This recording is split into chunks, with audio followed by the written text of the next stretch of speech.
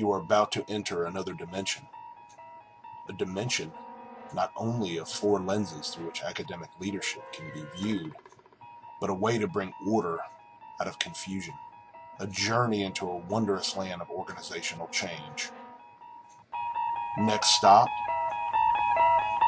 the Reframing Zone.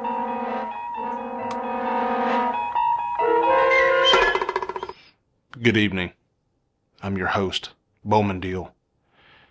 Put yourself in the shoes of Cindy Marshall. You're headed to the office for your first day in a new job. Your company has transferred you to Kansas City to manage a customer service unit. It's a big promotion with a substantial increase in pay and responsibility. But you know you face a major challenge. You're inheriting a department with a reputation for a slow, substandard service. Senior management places much of the blame on your predecessor, Bill Howard, seen as too authoritarian and rigid.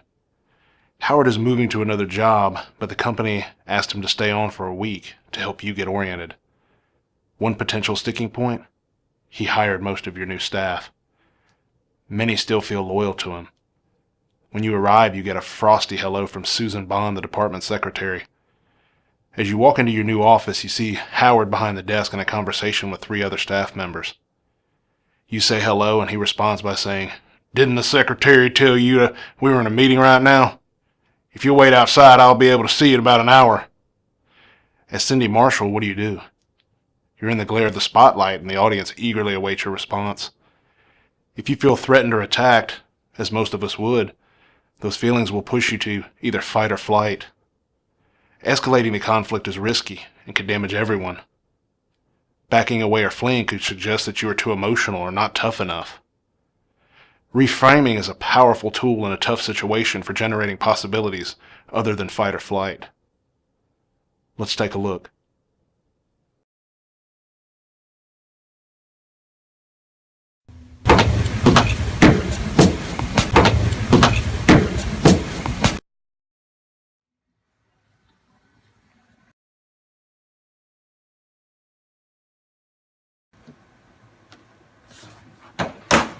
Didn't the secretary tell you we're in a meeting right now? If you'll wait outside, I'll be with you in about an hour.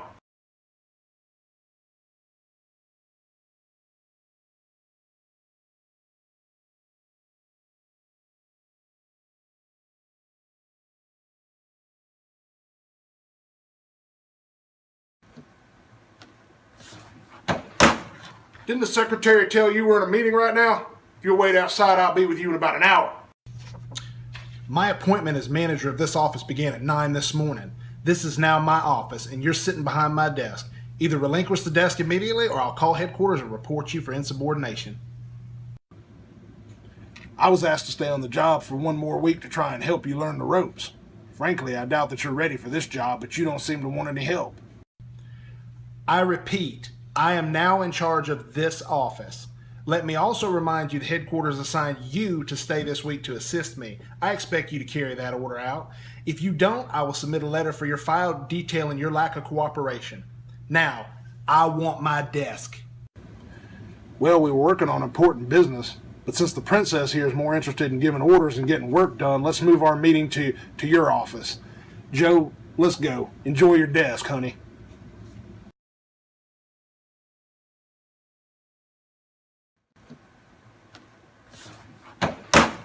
Didn't the secretary tell you we're in a meeting right now?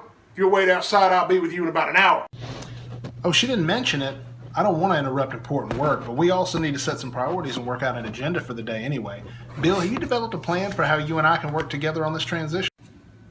We can meet later on after I get through some pressing business. The pressing business is just the kind of thing I need to learn as the new manager here. What issues are you discussing? How to keep the office functioning when the new manager's not ready for the job. Well, I have a lot to learn, but I feel up to it. With your help, I think we can have a smooth transition. How about if you continue your meeting and I just sit in as an observer? Then, Bill, you and I can work together on a plan on how we're going to handle the transition.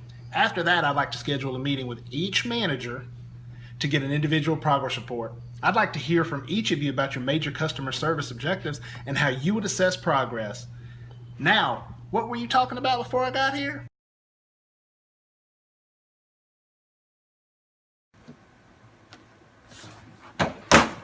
Didn't the secretary tell you we're in a meeting right now? If you'll wait outside, I'll be with you in about an hour. Oh gosh, no, she didn't. I feel terrible about interrupting your meeting. I hope I didn't offend anyone, because to me it's really important to establish good working relationships right from the outset. While I'm waiting, is there anything I can do to help? Would anyone like some coffee? No, we'll let you know when we're finished. Oh, well, have a good meeting and I'll see you in an hour.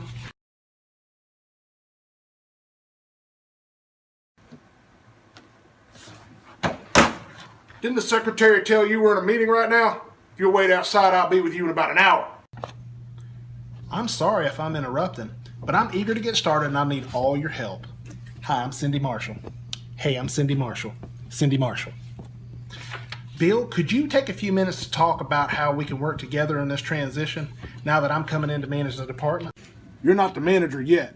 I was asked to stay on for a week to get you started, though. Frankly, I don't think you're ready for this job. I understand your concern, Bill. I know how committed you are to the success of the department. If I were you, I might be worried about whether I was turning my baby over to someone who wouldn't be able to take care of it. But I wouldn't be here if I didn't feel ready. I want to benefit as much as I can from your experience. Is it urgent to get on with what you're talking about, or could we take some time first to talk about how we can start working together? We have some things we need to finish.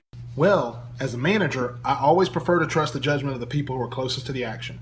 I'll just sit in while you finish up, and then we can talk about how we move forward from there.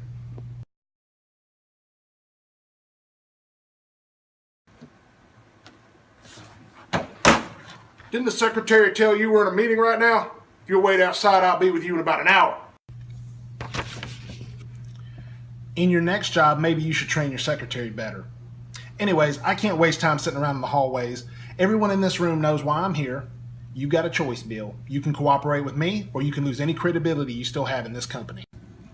If I didn't have any more experience than you do, I wouldn't be so quick to throw my weight around. But you think you know it already? I guess you won't need any help from me.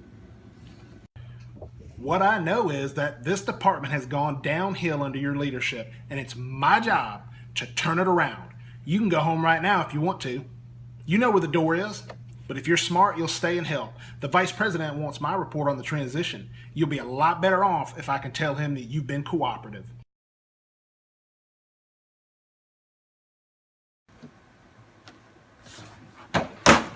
Didn't the secretary tell you we're in a meeting right now? If you'll wait outside, I'll be with you in about an hour. Bill, if it's okay with you, I'd prefer to skip the games and go to work. I expect this department to be a winner, and I hope that's what we all want. I also would like to manage the transition in a way that's good for your career, Bill, and for the careers of every other person in this room. If I need advice from you on my career, I'll ask. Okay, but the vice president has asked me to let him know about your cooperation. I'd like to say that everyone has been helping me as much as possible. Is that what you'd like to? I've known the vice president a lot longer than you have. I could talk to him myself. I know, Bill. He's told me that. In fact, I just came from his office. If you'd like, we can both go see him right now. No, not right now. Well then, let's get on with it. Do you want to finish what you're discussing, or is it a good time for us to develop some agreement on how we are going to work together?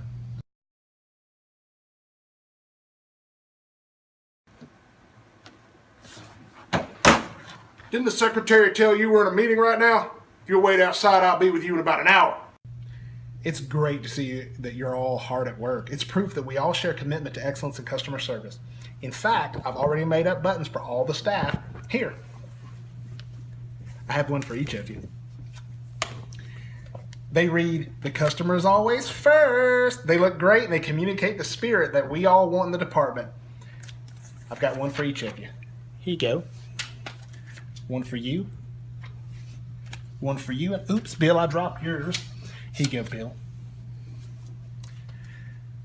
Go on with your meeting. I can use the hour to talk to some of the staff about their visions for the department. See ya. Did you believe that? I told you they hired a real space cadet to replace me. Maybe you didn't believe me, but you just saw it with your own eyes.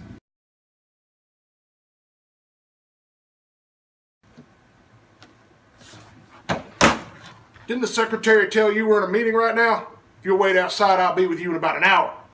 Maybe this is just the traditional initiation ritual in this department, Bill. But let me ask you a question. If one of our customers came through the door right now, would you ask them to wait outside for an hour? If she just came banging in like you did, sure.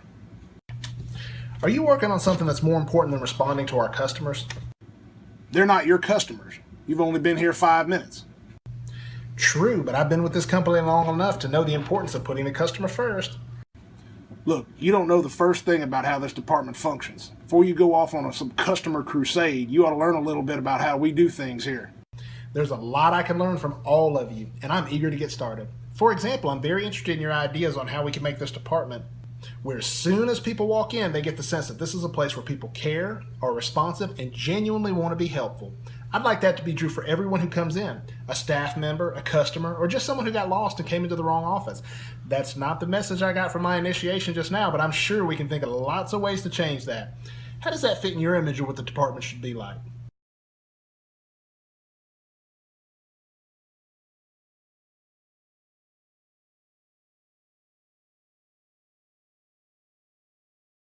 In conclusion, managers or leaders in general use frames as scenarios or scripts to generate alternative approaches to challenging circumstances. Until next time, I'm Bowman Deal, and you are now leaving the Reframing Zone.